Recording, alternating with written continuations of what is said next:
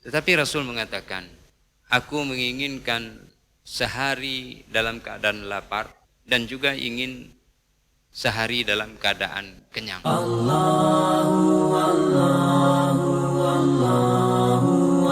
Oleh karenanya Rasulullah SAW, jamaah rahimakumullah, tidak hidup dalam urusan pribadi dan keluarga dalam keadaan serba mewah dan berkecukupan lebih atau berlebihan.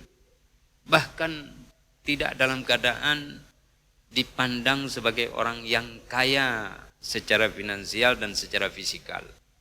Kenapa Rasulullah melakukan demikian? Apakah dipaksa oleh keadaan? Tidak. Rasulullah adalah pemimpin umat ini. Rasul adalah Nabiullah. Rasul adalah utusan Allah. Bahkan Rasulullah SAW di dalam satu riwayat didatangi oleh Jibril, lalu Allah menyampaikan pesan, ya Muhammad, aturidu an aj'ala batha min Makkah dhahaban. Maukah engkau hai Muhammad, aku jadikan Batha. Batha itu adalah wilayah pegunungan dan Sahara, keluar dari Masjidil Haram di sisi daripada Marwah sampai ke sana itu adalah Batha, hingga perbatasan antara dengan Muna atau Mina. Ini mau ndak, kata Allah, aku jadikan itu sebagai emas. Jadi semuanya mengkilap emas. Jadi menjadi tambang yang terbesar di dunia nanti. Tapi Rasulullah SAW mengatakan, la ya Rabbi, jangan wahai Tuhanku.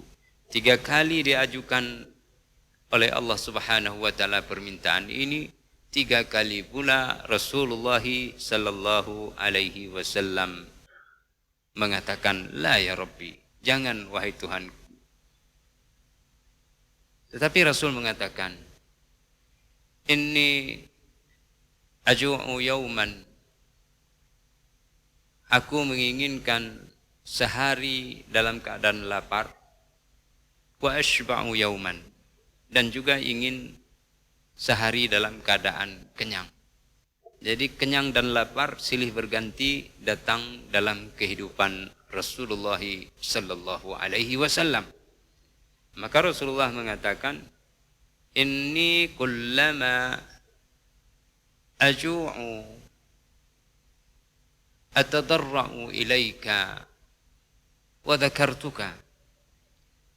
Ya Allah, ketika aku dalam keadaan lapar, tadarra'tu ilaika wa dzakartuka, aku akan merendah kepada engkau dan aku akan mengingat engkau. Jadi ketika lapar, Rasulullah SAW, ini pengajaran terhadap umat dan tentunya kita semua. Kalau kita lapar, kita akan memohon kepada Allah, ya Allah, apa salahku? Ya Allah, hamba ini lemah, tidak bisa mencari, lapar, betul ya Allah, kasihlah makanan, kasih rezeki untuk hamba. Ya Allah, apa salahku sehingga aku lapar? Nah, ada dosa-dosa yang kita ingat dan mengingat akan asma Allah Subhanahu wa ta'ala. Wa ini kullama ashba'u, dan ketika aku berada di dalam kondisi kenyang, kata Rasulullah sallallahu alaihi wasallam,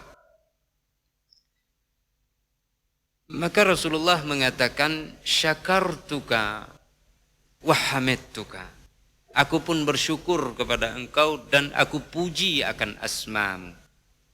Jadi nama Allah akan dipuji ketika dalam keadaan syukur.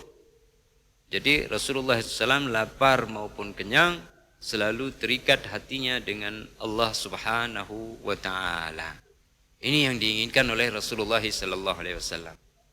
Oleh karenanya, dalam kehidupan para sahabat pun demikian.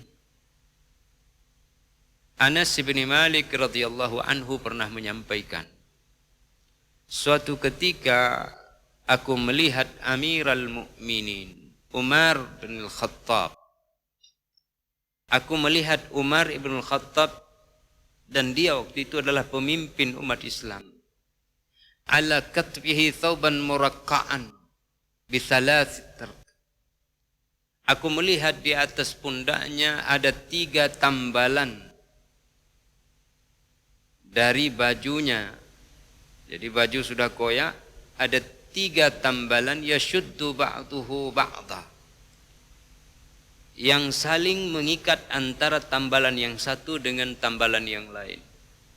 Jadi baju pemimpin umat Islam itu Umar ibn al-Khattab, karena diajarkan oleh Rasulullah SAW. Dan ini bukan karena keterpaksaan, tapi ini dilakukan karena perintah daripada agama. Yang kedua adalah azaan lil fuqara wal masakin min ummatih, sebagai wujud keikutsertaan dan kesukacitaan Rasulullah SAW terhadap umatnya dari orang-orang fakir dan miskin. Kemudian yang ketiga bertujuan adalah untuk mengajarkan kepada umat ini bahwa kemuliaan itu tidak terletak pada kasratul mal wal jah, bukan pada banyaknya harta, bukan pada kedudukan duniawi yang tinggi serta posisi dan jabatan, pangkat maupun golongan, tapi ketinggian dan kemuliaan dalam pandangan Allah Subhanahu wa taala adalah keterikatan jiwa ini dengan Allah Subhanahu wa taala dan dengan tujuan perjalanan, yaitu kampung akhirat. Allah